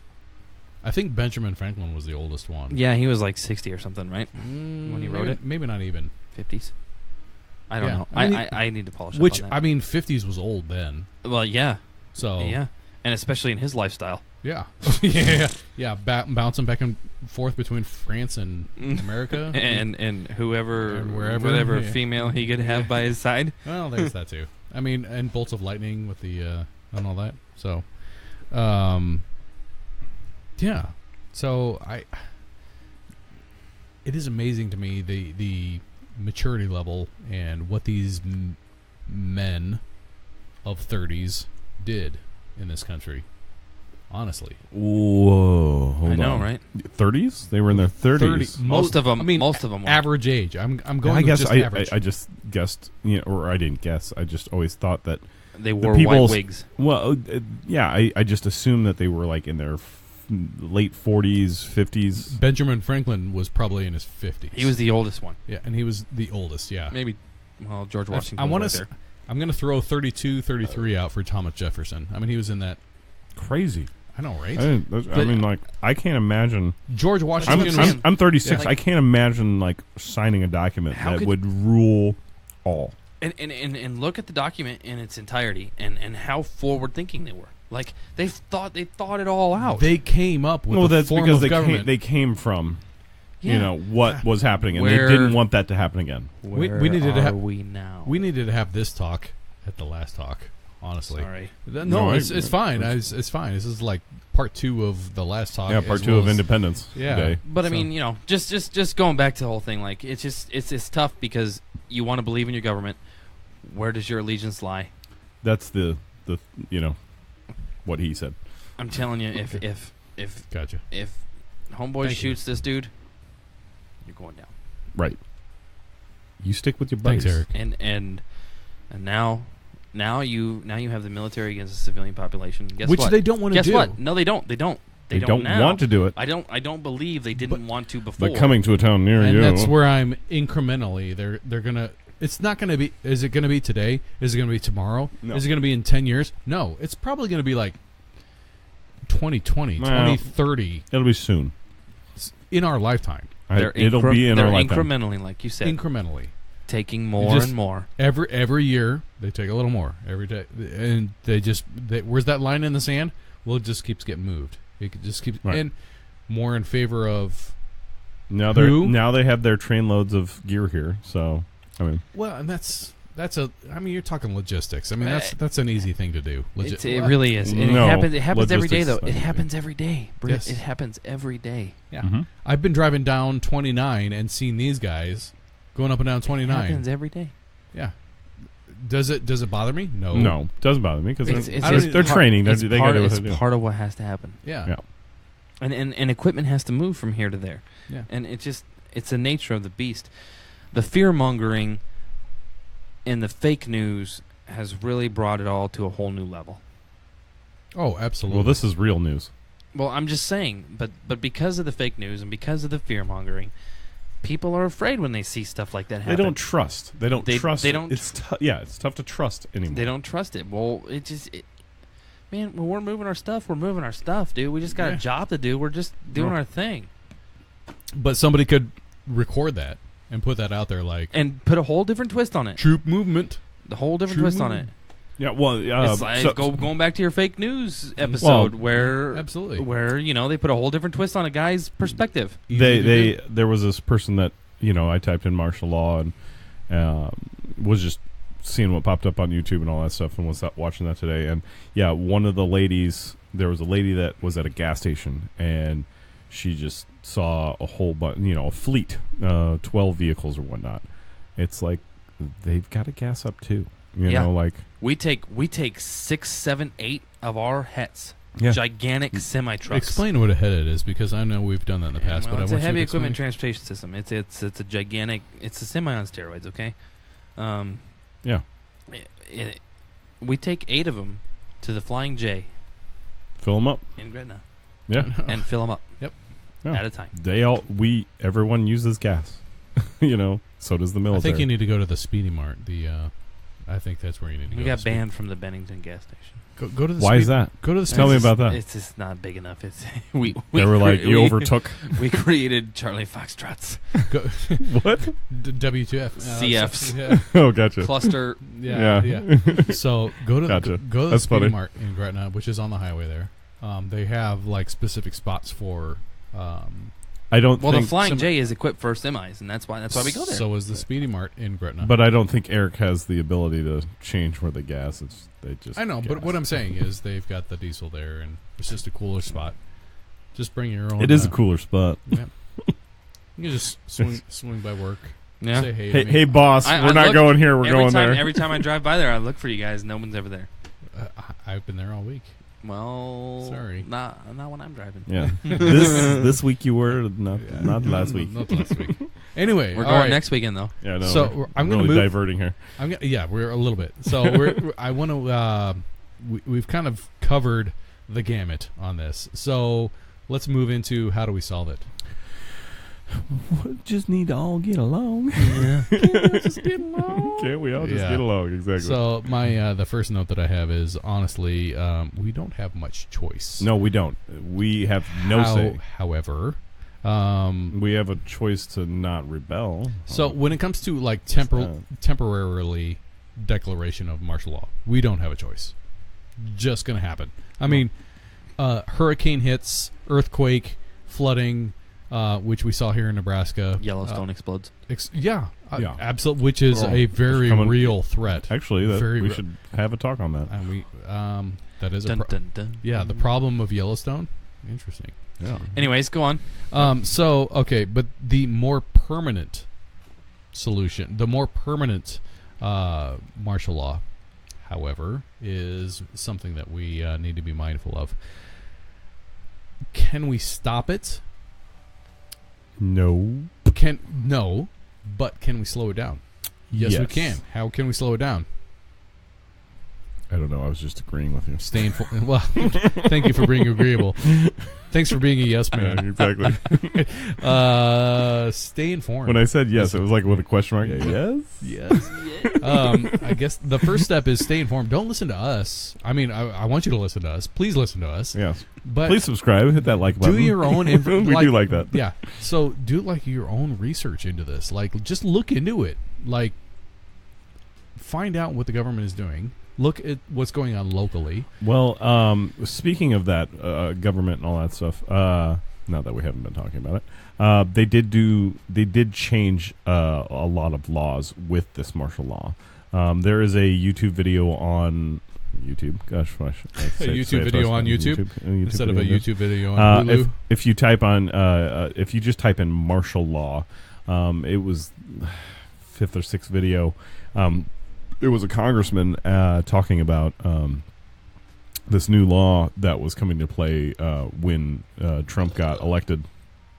And it was just 4 or 5 months after he got elected. He rewrote part of a martial law, which pretty much gives him full power to do whatever the heck he wants to do. Which, I mean, granted, that's what's going to take place anyway. But he literally reworded the whole 7 or 10 pages that it was of this law. He just reworded it to be better for him. So check that out. Can I offer something? Do you have a link? I don't have a link. I mean, I can find. If I'll be quiet for a little while. Type that, and I'll see what I can find. I'll give my 2 cents. All right. Understanding. I have a penny. What'll that get me? Well, it's one of those flat pennies that you get at like Disney World. You said nobody can see into the bar, right? Yes. So, understanding, man. Like, keep in mind that we do pay the government and the military to have our best interests at heart.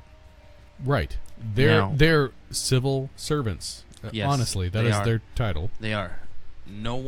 I don't think anyone in today's upper echelon of military and government wants martial law. No. They know what kind of ramifications it causes. Right. And tomorrow, if that happens, it's not a good thing. It's not a good thing. Nationally, it's not a good thing. Happen.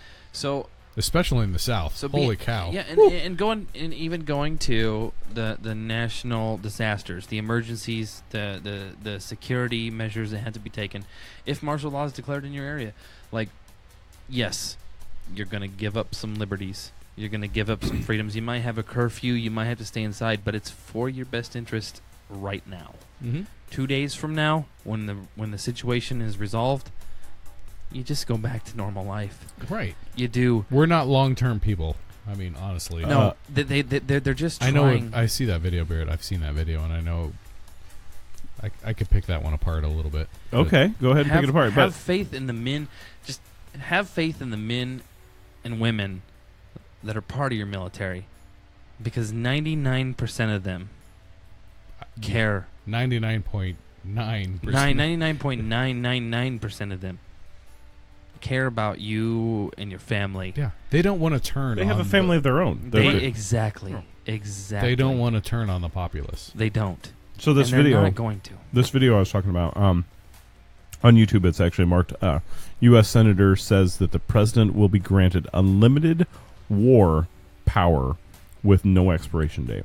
Okay. This was published back in January 25th, 2016. So actually, it was fairly prior to Trump. This was actually a Democratic Obama decision. Okay, I will pause this, and then we can. I will. Like I said. Go ahead, Britt. Oh, you want me to play it? Yeah, go ahead. I want absolutely. We can play that way we can pick it apart a little bit. How are we doing on time? Plenty of time. Madam President, today I wanted to come down to the floor to speak very briefly about a I'm glad that worked. resolution that the majority leader introduced, I believe, earlier today. Turned up a little This is an authorization for military force resolution that apparently purports to give the president legal authority to conduct military operations against ISIS. Before we break for the weekend, Madam President, I thought it was important to come to the floor to explain why, very briefly, to my colleagues, to explain what this resolution really is. This resolution is a total rewrite of the War Powers Clause of the United States Constitution. Let's be clear about that. It is essentially a declaration of international martial law, a sweeping transfer of military power to the president that will allow him or her to send U.S. troops almost anywhere in the world for almost any reason with absolutely no limitations. Okay, so if you think about what he said in that, let's revisit some of that, and we'll break it apart here a little bit. One of the things that he said was it is a total. I forget the actual wording. Takeover of power for the total, like a total rewrite. Yes, of rewrite. Total rewrite of the powers of the U.S. military. Okay, if that were to happen, if they were going to do that, other people would know. This would not be a hidden video on YouTube. This would not be. It's not hidden. I mean, you can look it up. Yeah, I just typed in martial law. Yeah. Rewrite I saw Trump. I saw that was my. I saw the same video. But you just also preceded that with it's a Democratic Obama Act. Yeah. Okay. It's prior. Yeah. Okay. The second part of that that I'm going to bring up is, did you notice he kept saying "Madam President"? Mm-hmm. Like 3 times. Yeah. So was this a training video? I knew it was from C-SPAN. That's where it was from. But he kept saying Madam President. So I did notice that. Wow, I did. So there is that. So that's something else I can pick apart. Yeah. On that one. Check it out, man. The oath of enlistment, bro. Mm-hmm. So, Hillary Clinton was part of the Speaker of the House. Was he talking to her? No, she was the Secretary of. Was she? She was nothing at that time. Well, at the time, this was before 2016. She was nothing. Well, she was under the Obama administration as the Secretary of something. Well, I mean, she was campaigning, but she was campaigning as a president, or as a presidential nominee. Oh yeah, at that time. So was this just a briefing to her? It's a good question. So yeah, that I mean, you can pick apart. There's several things in this video that you can pick apart. So here's the oath that all of your military men and women took. Okay, they swore an oath. Get the microphone on that when you're going to talk. Like seriously. Okay. Well, this is the oath that all of your military men and women took. They solemnly swore that they will support and defend the Constitution of the United States against all enemies, foreign and domestic. They will bear true faith and allegiance to the same. They will obey the orders of the President of the United States and the orders of the officers appointed over them, according to the regulations and the Uniform Code of Military Justice. So help them God. Mm-hmm. Bottom line, you have people in place. You have orders to follow. The military is going to do what they're supposed to do. The general public may not agree with it, and the news media is for sure going to skew it. Mm-hmm. Oh no, CNN will for sure. The real video is actually 11 minutes long, so I'm actually gonna. All right, we're not after the show. Yeah, we're not gonna after the show. We'll have to check out the 11-minute video of this and see what. Because I guess I didn't pick up on that Madam President. I didn't. Mm-hmm. But then when you said it, I'm like, wait, did I hear that? He did say that like three times in there. So I mean, just like I said, be understanding. Have faith in your military. Yeah, have faith in your police. They're people too. They're part of the United States. They're part of the conglomerate that we consider us versus them. Military, even though they are a government organization, I would still consider them us. They're the guy next to you and the guy to right. They're the guy to the right and the left of you. Right. You don't have to believe in what your government is pushing on you, but believe in your military. Yeah. Right. Because they took an oath to defend the Constitution. Right. If they were to try and enact martial law tomorrow, the riots would break out. And the majority of the military would be like, I don't know, man. I mean, I got a job to do. In a state or in a town, that's fine. Mm-hmm. Because temporary. Who knows? Yeah, temporary. Who knows what's going on? So, Louisiana, San Francisco, Boston. There's something going on, so we have to enact this. The entire United States. Oh, you brought up the Philippines earlier and what's happening down there. That's what's happening around right. That's the current. That's the current martial law that's going on right now. That's not going to happen here. No, that's not going to happen here. You're going to have. You say it'll never happen here. It won't. I can't predict the future. No, I'm just telling you. Are you predicting the future I'm right telling now? you. I'm telling you that the military that you have right now ain't gonna do that. Well, yeah, ain't gonna do that. It's a different military for sure. You're I gonna agree. have a whole new level of chaos. It's a different level of government than what we have. I mean, if you think about the way they think of their government, it's completely different than here. It won't happen. Erica just said that we were frozen on online live. I'm watching the live feed here. We were frozen because we were probably watching that video. You're not moving because there's a reason. Because we were listening to a video. I think I'm gonna end this. We talked about how to solve this. It's not something that we're gonna solve in a day. It's not gonna solve. We can't. We us as individual people, unless we were elected officials, we cannot solve this. We can get the word out. We can educate the people, which is what we like to do here on Drink Talk. Right. But we would like you to stay informed. We don't want you to always believe the government, and we want you to band together. We want to make sure the populace stays together for your fellow man. I mean, that's honestly... Was martial law invoked in Ferguson? No. No? I didn't know. There was the military that moved in. But they moved in, but I didn't know if they declared... It was a national... It was a state of emergency. Well, yeah. I mean, they were and rioting in the streets. They requested the National Guard. Not the technical definition of martial law. Military did move, and that is a big distinction. If the military moves in during a natural disaster or rioting or whatever, it's not necessarily... You have to keep in mind the National Guard does not belong to the government. The federal government. It's a state. It's a state. Hmm? It's a state Run establishment. operation. Okay, so the National Guard, you have to separate that, even though it's part of the big fighting force. It says national in the title, but it's still... a National Guard. It's a state militia. Okay, Yep. The National Guard is state funded. Where I'm a reservist, I'm federally funded. Okay, Right. I belong to the Two separate things. federal government. The Guard belongs to the state government. Mhm. That's the state's militia. They have the ability to call and beckon the National Guard. All right. I think we're going to end it at that. We So will. we're not going to solve it. No, we Today. can't solve this one. No, There's no that's- solving it. Yeah. Well, there the is- solving it is, let's all get together. Let's all get along. That's how we solve it, because then we wouldn't need it. We're going to say kumbaya. Is that- Right? And remember, there's always some It's a a-hole. wonderful phrase. yeah, that one guy. That one guy. One guy that's got to screw it up for who's all got of to us. screw it up for Right. everybody. That's all I got on that one. So I'm going to just cut it. Yep. This has been an episode of Drink Talk.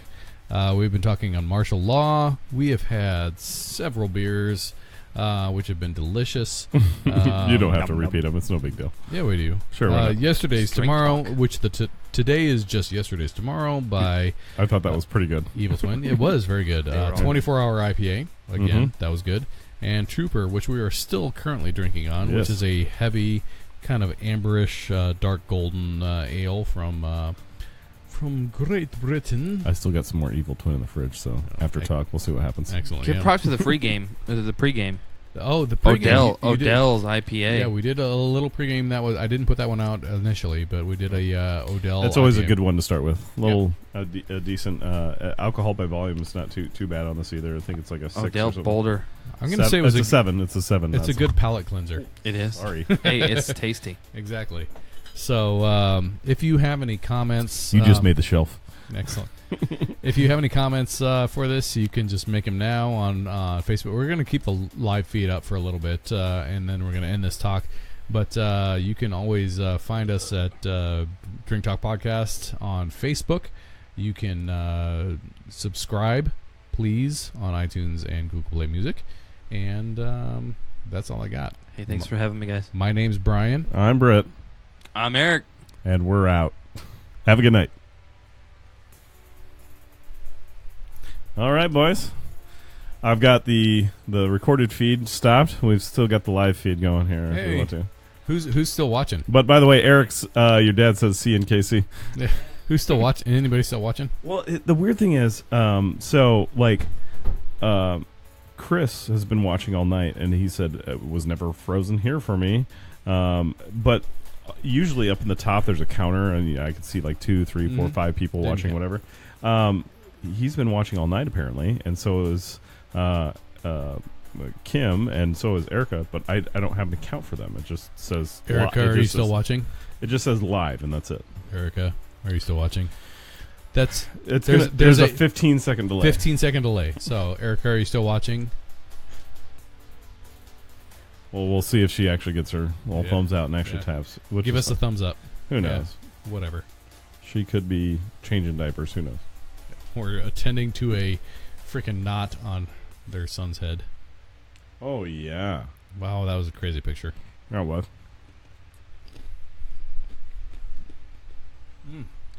He just, Chris. the other pretzels? You have them over there? I do. Yeah, you need to throw those in there. Yeah, the little thicker ones. Yeah, those need to go in there for this queso. Yeah, this is good stuff. Con queso plus dots equals Monte Bueno. Yeah, we just did that. Your pop says see you in KC, and then also he said, should martial law be in Chicago? Oh, well, if you want my opinion, What's going on in Chicago? yes. What do you mean? What's going on in Chicago? What's not going on in Chicago? Well, yeah, I mean brother? that's a crime city. It's crime. It's crime capital of the world. Of the world. Mm-hmm. And sorry for being devil's advocate tonight, guys. By the way, we're still live. I know. I'm just saying, like, you gotta have a little black to the white, little No, salt to the and pepper, I like man. that. I like that. It adds for good talk. And I don't disagree entirely with martial law. I don't. I swore an oath, and I'm still under that oath, and boy, I could get in some serious trouble. Well, how about we just shut this off? No, then? you're fine. Yeah? You're fine. No? I'm okay. Okay. I just, I'm gonna do what I'm supposed to do. But there's a lot of thought and stuff that goes into it. And this one is a touchy subject for me. It is. I know what a lot of people think about it, because you got to give up your liberties. You got to give up so many things to make it possible, but ultimately there's a reason it's happening. And it's not because the military wants to or the government wants to. It's because some a-hole did something stupid, or because, hey, man, there's a freaking hurricane, and guess what? The local law enforcement can't handle it. Well, here's what it is. One person jumps off a bridge. People follow him. Same thing.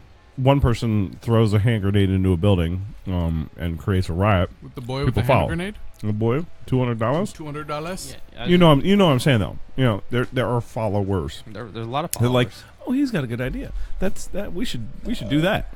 It's not a good idea. Yeah, the Haley Bop comment. Not a good idea. What would be an interesting talk? Yellowstone. That would be a good one. Yeah. But Yellowstone would be a really cool the topic. the Mexican cartel, because I actually have I've got a lot of. We have an issue with illegal immigration. Hmm? Would we have that issue if the cartel did not exist?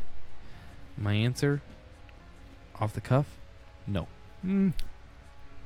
Okay, so Mexican cartel, drug runners, well, not just necessarily drugs alone, but also human trafficking.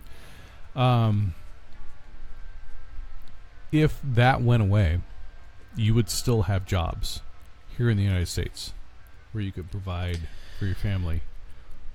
But Down there. if we invested in Mexico, okay? NAFTA. If we invested in Mexico, we built up their infrastructure, built up their economy, we wouldn't have people wanting to come here. True. Because you wouldn't have the cartels that control the cities and the towns. You wouldn't have that. It would be local economies and local governments that controlled all of that. Also, And if we legalized certain drugs, or all, and went to a libertarian society, I'm torn on that one too. and we can't do it because we have to get to a point in society where we're like, you know what, you chose to do those drugs and you fucked your life up, and sorry. Here are the consequences. Yep. Now you have the bleeding heart liberals that would say, "Oh, we have to help that person." Help them. Mhm. They have a disease. Mm-hmm. Yeah. Yeah, it's just I don't know. I was telling Britt, I'm torn on this topic because I think it serves a purpose, and I'm part of that purpose. I still am under oath, man. I could get in deep shit for some of this stuff. Mm-hmm. You don't go along with what they're saying. And that's one of the reasons why I brought up the oath, because I'm like, I'm gonna just throw this disclaimer out there, because here's why. Here's why I do it, man. Like, it's. Did you check the recording? Well, we're still Facebook Live right now. I can shut that off if we want to. Are they paying for it? I wish. I wish. I wish, but no, they are not. I lost right audio. You lost your audio? No, just right. Here. Tweak your. Is this did I totally shut you up? Right. There we are. Sorry. It's a little finicky